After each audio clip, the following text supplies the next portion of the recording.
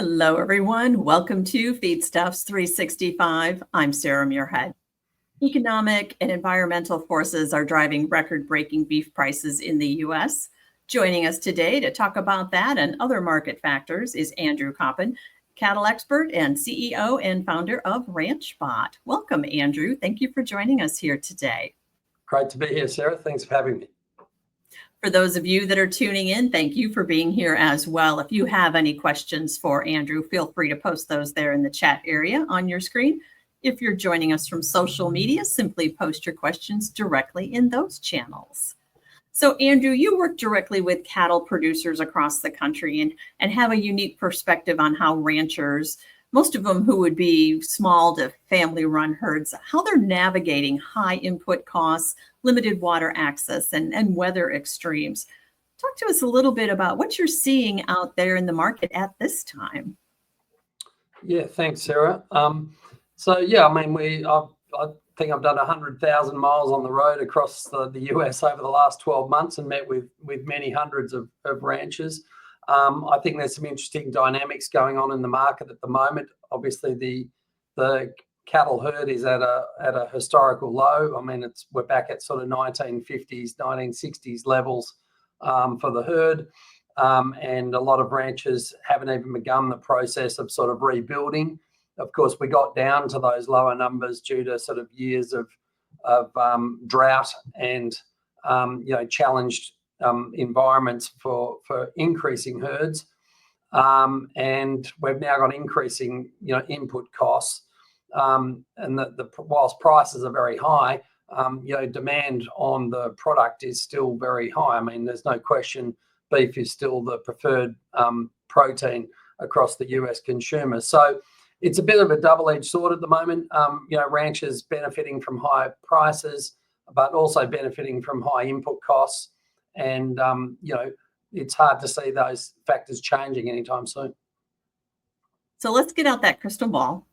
What kind of structure? I mean, there's a lot of change. There's a lot of things happening out there. Do you see any structural changes ahead for the beef cattle industry? Are there going to be, smaller ranchers that may be exiting the market? And if so, what's going to replace them? Do you see any of those kind of modifications ahead? I know there's a lot of talk about, smaller ranchers being sidelined. I think, that's going to be a choice for each operator. There's no question, that the operating costs of ranching are increasing. And so I think we're going to need to see, ranchers using technology and other things to run more efficient and effective operations. Because doing it how we've sort of done it in the past, may not allow you to remain competitive in a market where, there is new technology that allows people to run a more productive and more profitable operation. I mean, obviously, at the moment, as I mentioned earlier, the cattle prices are high, but it's just most ranchers don't own as many cattle as they would like. No surprise there when the price is so high. But obviously, amidst, economic inflationary cost increases, labour is hard to find. The cost of running the F-250 isn't getting any cheaper. And ranchers still spending a lot of time driving around checking things that 95% of the time don't need checking. So in our work, we're sort of seeing more and more adoption. I think we've got about 10,000 ranchers on our platform of new technology that is allowing those smaller operators to stay really competitive and run the ranch with fewer people. So I think I'm not sure that is that trend's going to be driven specifically by just the market dynamic. It's more a choice and do what people want to change, as every sector on the planet has had to do. Price-wise and things, I don't know. It's hard to see. I mean, the US consumers love a fare with beef products. I'm one of them. We're not going to readily change our habits. I guess it would take some sort of consumer inflationary shock to really change the amount of beef consumption. You got to remember, even though the herd's back at the levels it was in the 1950s, 60s, the population, we're now talking, we're 180 million people back then, and we're 340 million people now. So, So when you think the average person's consuming 58 to 60 pounds of beef products a year, we've got to generate a lot of beef, and that dynamic is not going to change. And that, like you mentioned, automation or things that can make it a little easier and give a better ROI is always important. So looking towards this fall, we talked about the higher beef prices. What do you see those meaning for inflation, for the supply chain overall? Yeah, well, I mean, I think, obviously in the last few months, we've had the added challenge of negotiating the closed Mexican border with the screwworm concerns, which obviously I don't think there'd be too many ranchers that wouldn't advocate that that's the right decision to shut the border to protect the greater good of the industry.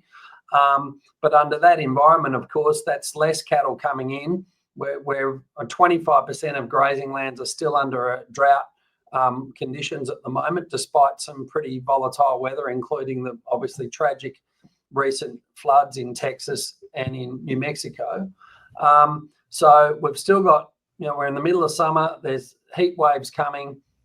It looks pretty challenging. It's very, very hard to see any sort of price depreciation in the short to medium term. As I said, the only real factor there could be, if inflation continues and the consumers back off a little bit on their desire to consume beef products. But there's really no sign of that as we head into the latter half of the summer. Yeah, we had a guest on here recently. He put it well. He said, "You don't take a date out for chicken." Meaning that steak still has its place, right? Now, there's been some talk of drought going into this fall. Our meteorologist says that it could be very well timed for the crop harvest because it'll be dry and easy to get the crops out of the field. But when you're a cattle rancher, there's no ideal time for a drought. So what do you see in your crystal ball there? And if there is these dry conditions, are there any recommendations that you would have to help cattle producers better manage through those conditions? Yeah, well, I mean, I think, my lived experience for the last 10 years operating in Australia with large cattle ranchers, and now for the last 2 years I've been living here in Texas and working with US cattle ranchers, is, weather volatility is sort of here to stay. We're getting wetter wet and hotter hot, and we can have, both things happen in very short periods of time. So ranchers are having to be more nimble in their management of their herds, more responsive to the conditions they find themselves in. There's no real set and forget program for ranchers that are raising cattle. I mean, you need feed, you need pasture. If you've got to buy feed in, that's expensive. And if you've got to truck water in, that's very expensive. So I think we're sort of heading into a world where we need to better manage the available resources we've got. And the work that we're doing with ranchers to help them really quantify the amount of water, the amount of pasture, exactly where things are at on their properties at any given time, and provide them with real-time alerts and messaging, is allowing them to be more responsive to those things and the environment that they find themselves in. So I think, we've seen that trend evolve in the Southern Hemisphere.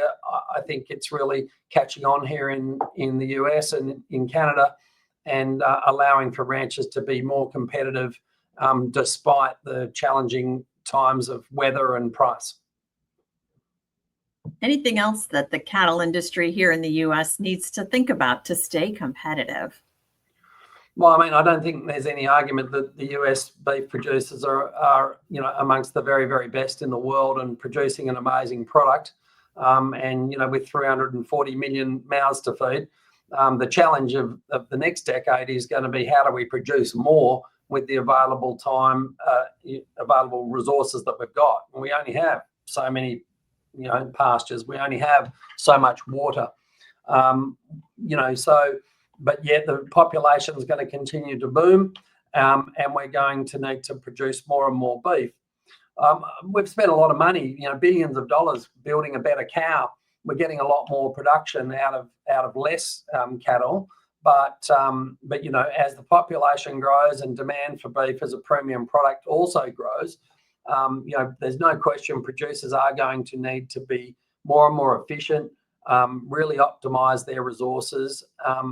And I think, again, like every sector on the planet that has used better technology to achieve those outcomes, ranching is going to have to get on board and use technology to help them achieve those goals.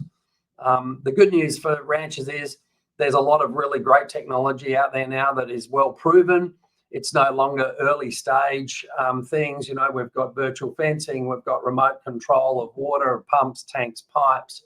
We've got geotagging of cattle and weighing in the pastures, and now there's a whole wave of AI camera technology coming that's also going to help ranchers be more efficient. So I'm really excited about what the industry future looks like, but ranchers are going to have to really think hard about using more technology and deploying better things if they want to remain competitive in the marketplace. How best for them to evaluate that technology and to see if it's right for their operation? Yeah, well, I think ranchers' best source of information is from their cattlemen's associations events and things when they can get off the ranch and sort of work on the business, not in it. I've never met a rancher with time on their hands. I've never met a rancher with a bottom on the to-do list. But, they must spend some time and go and learn and educate and get informed about what else is happening.